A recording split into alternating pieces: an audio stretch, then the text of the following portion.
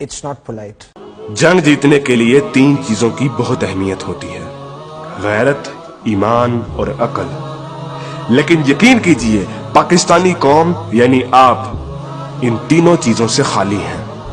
आज मैं आपको मायूस नहीं करूंगा, बल्कि आप लोगों को हकीकत दिखाऊंगा, आप लोगों को आईना दिखाऊंगा। आप लोग वो कौम है कि जिनके इंतहाई संगीन और परेशान कुन हालात में जब आपकी शहरत काटी जा रही थी, तब भी पाकिस्तान के यूट्यूब पर ट्रेंडिंग में ड्रामे और गाने थे।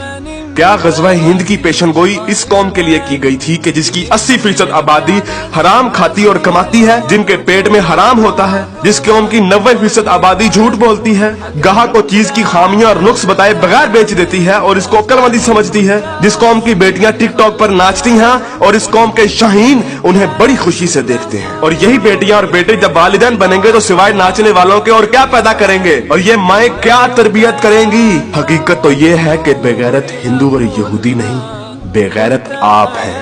आप पाकिस्तानी बेगैरत हैं।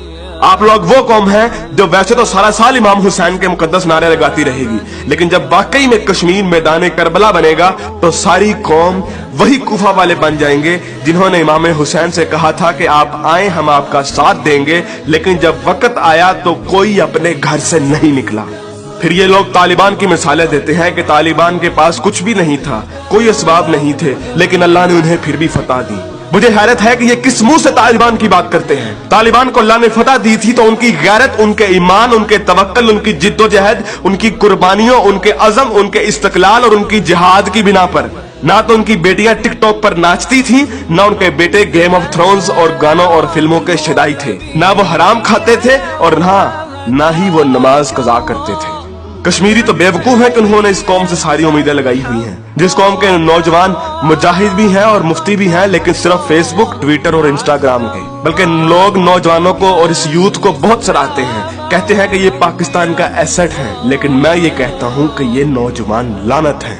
इस वक्त पाकिस्तान की तकरीबन तमाम यूनिवर्सिटीज फहाशी, फहशगोई, गलाजत, नशा, इश्को माशूकी का अड्डा बनी हुई है। इन नौजवानों ने इस्लाम का मजाक बना दिया है। इन्हीं नौजवानों ने मॉडर्निज्म के नाम पे फहाशी और बेहयाई को रिवाज दिया है। हर लड़की आजकल टाइट्स पहन के फिरती है। इस्लाम और तहजीब का कोई नामो निशान ना यूनिवर्सिटीज में है ना कॉलेजेस में।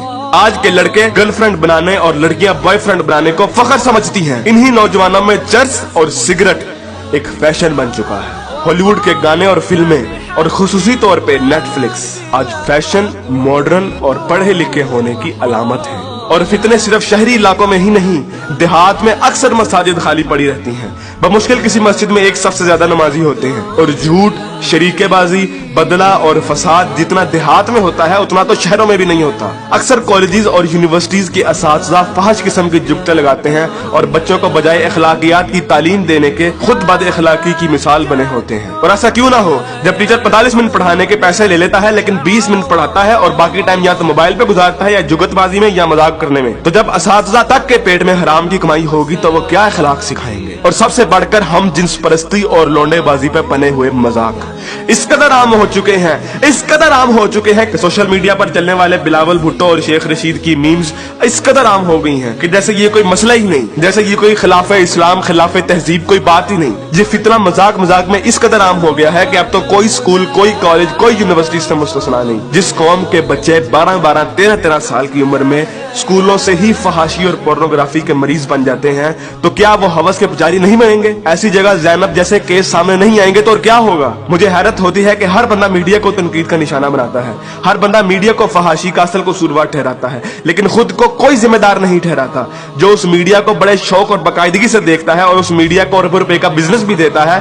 बल्कि टीवी और गाने तो इस कौम के लिए आज ऑक्सीजन बन गए हैं। आप अभी किसी नाई की दुकान पर चले जाएं, किसी दर्जी की दुकान पर चले जाएं, हत्ता कि किसी चिंची रक्षे को देख लें, सब जगह गाने और मुजरे चल रहे होंगे। तकरीबन हर बंदे के व्हाट्सएप के स्टेटस पर या तो कोई टिकटॉक की वीडियो या फिर गाने लगे होंगे। और सबसे बढ़कर बेशर्मी और हराम इस कौम में इस कदर सराहियत कर गया है कि अब तो नातों को भी म्यूजिक के बगैर नहीं सुनते, नातों तक के अंदर म्यूजिक लगा दिया गया है। हमारी कौम का तो मजदूर और गरीब बंदा भी उतना ही खबीस है कि जितना अमीर। हर बंदा हराम खाता और कमाता है, फर्क सिर्फ ये है कि कोई ज्यादा खाता है और कोई कम। मुझे बताइए कि कितने मजदूर और कितने गरीब लोग आप मस्जिद में देखते हैं? किसी बाजार में चले जाएं, मर्दों से कई गुना ज्यादा औरतें नजर आएंगी। औरत अब बाजार की जीनत बन चुकी है। इस इस्लामी मुआशरे में आज तक किसी को कुरान तर्जुमे से पढ़ने की तौफीक नहीं हुई, और अगर कोई पढ़ता है तो सिर्फ अपने मतलब के दलाइल ढूंढने के लिए।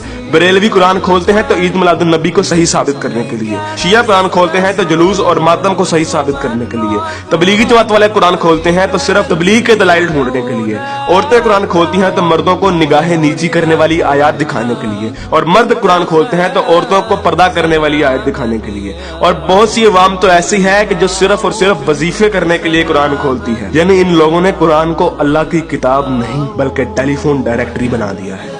अपने मतलब का नंबर निकाला और डायरेक्टरी बंद। उलमा भी इन लोगों को कुछ नहीं कहते हैं। हर जुम्मे पे उलमा सिर्फ फजाइल की बातें करते हैं, कभी लोगों को ये नहीं कहते कि बेगैरती से कैसे बचा जा सकता है, बदगुमानी से कैसे बचा जा सकता है, झूठ से और फ्रॉड से कैसे बचा जा सकता है। उलमा भी लोगों को नहीं कहते कि कुरान तर्जुमे के साथ पढ़ो और सुनो कि तुम्हारा रब तुम्हें क्या कहता है।